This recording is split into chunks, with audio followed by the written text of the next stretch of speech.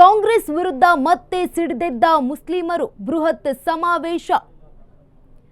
ಮುಸ್ಲಿಮರಿಗೆ ಅನ್ಯಾಯ ಕಾಂಗ್ರೆಸ್ ಸರ್ಕಾರ ಮಾಡಿದೆ ಅಂತ. ಮುಸ್ಲಿಮರಿಗೆ ಅನ್ಯಾಯ ಕಾಂಗ್ರೆಸ್ ಸರ್ಕಾರ ಮಾಡಿದೆ ದೋಖಾ. ರಾಜ್ಯ ಸರ್ಕಾರದ ವಿರುದ್ಧ ಮುಸ್ಲಿಂ ಸಂಘಟನೆಗಳ ಮಹಾಸಮರ. ಸರ್ಕಾರದ ವಿರುದ್ಧ ತಪ್ಪುಗಳ ಪಟ್ಟಿಯನ್ನ ಹೊರಿಸಿದ ಮುಸ್ಲಿಮರು ಒಂದಲ್ಲ ಎರಡಲ್ಲ 10ಕ್ಕೂ ಹೆಚ್ಚು ಕೊರತೆಗಳ ಲೆಕ್ಕ ಪಟ್ಟಿ ಕೊಟ್ಟಿದ್ದಾರೆ. ವರದಿಯಲ್ಲಿ ಸರ್ಕಾರದ ತಪ್ಪು ತೋರಿಸಿದ್ದಾರೆ ಮುಸ್ಲಿಂ ಸಂಘಟನೆಗಳು. ಮಳೆಗಾಲದ ಅಧಿವೇಶನದಲ್ಲಿ ಸಮಸ್ಯೆ ಬಗೆಹರಿಸಬೇಕು ಅಂತ ವಾರ್ನ್ ಮಾಡಿದ್ದಾರೆ.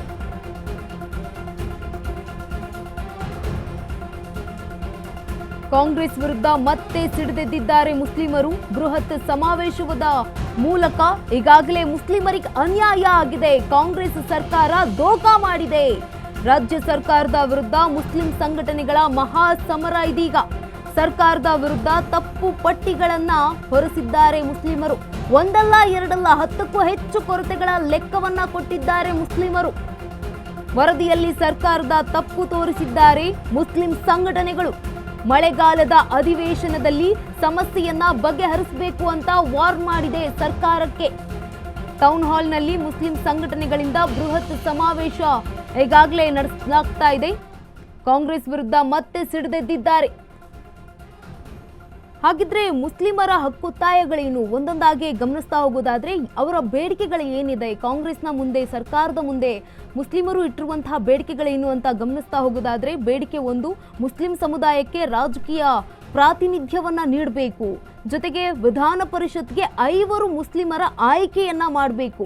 ಶಿಕ್ಷಣ ಮತ್ತು ಉದ್ಯೋಗದಲ್ಲಿ 4% ಪ್ರವರ್ಗ 2B ಮೀಸಲನ್ನ ಮರುಜಾರಿ ಮಾಡಬೇಕು.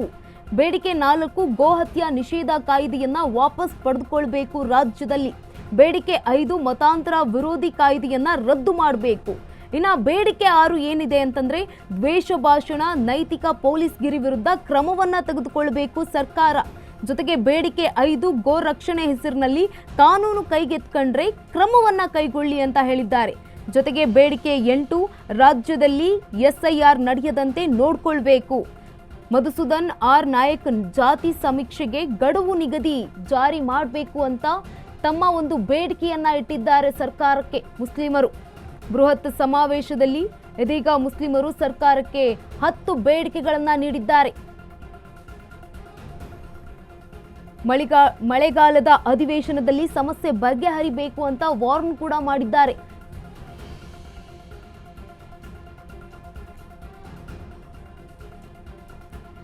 ಇದೀಗ ಕಾಂಗ್ರೆಸ್ ವಿರುದ್ಧ ಸಿಡಿದೆದ್ದಿದ್ದಾರೆ ಮುಸ್ಲಿಮರು. ಬೃಹತ್ ಸಮಾವೇಶದ ಮೂಲಕ ಮುಸ್ಲಿಮರಿಗೆ ಅನ್ಯಾಯ ಆಗಿದೆ, ಕಾಂಗ್ರೆಸ್ ಸರ್ಕಾರ ದೋಖಾ ಮಾಡಿದೆ ಅಂತ ಹೇಳಿದ್ದಾರೆ, ಆರೋಪವನ್ನ ಮಾಡಿದ್ದಾರೆ. ಮುಸ್ಲಿಂ ಸಮುದಾಯಕ್ಕೆ ರಾಜಕೀಯ ಪ್ರಾತಿನಿಧ್ಯವನ್ನ ನೀಡಬೇಕು. ಜೊತೆಗೆ ವಿಧಾನ ಪರಿಷತ್ಗೆ 5 ಮುಸ್ಲಿಮರ ಆಯ್ಕೆ ಆಗಬೇಕು. ಶಿಕ್ಷಣ ಮತ್ತು ಉದ್ಯೋಗದಲ್ಲಿ ಮೀಸಲಾತಿ ಜಾರಿಯನ್ನ ಮಾಡಬೇಕು. ಗೋಹತ್ಯೆ ನಿಷೇಧ ಕಾಯ್ದೆಯನ್ನ ವಾಪಸ್ ಪಡೆದುಕೊಳ್ಬೇಕು. ಮತಾಂತರ ವಿರೋಧಿ ಕಾಯ್ದೆಯನ್ನ ರದ್ದು ಮಾಡಬೇಕು. ಜೊತೆಗೆ ದ್ವೇಷ ಭಾಷಣ ಹಾಗೆ ನೈತಿಕ ಪೊಲೀಸ್ ಗಿರಿ ವಿರುದ್ಧ ಕ್ರಮವನ್ನ ಕೈಗೊಳ್ಳಬೇಕು. ಗೋರಕ್ಷಣಾ ಹೆಸರಿನಲ್ಲಿ ಕಾನೂನು ಕೈಗೆತ್ಕೊಂಡ್ರೆ ಕ್ರಮ ತೆಗೆದುಕೊಳ್ಳಿ ಅಂತ ಬೇಡಿಕೆಯನ್ನ ಇಟ್ಟಿದ್ದಾರೆ ಸರ್ಕಾರದ ಮುಂದೆ.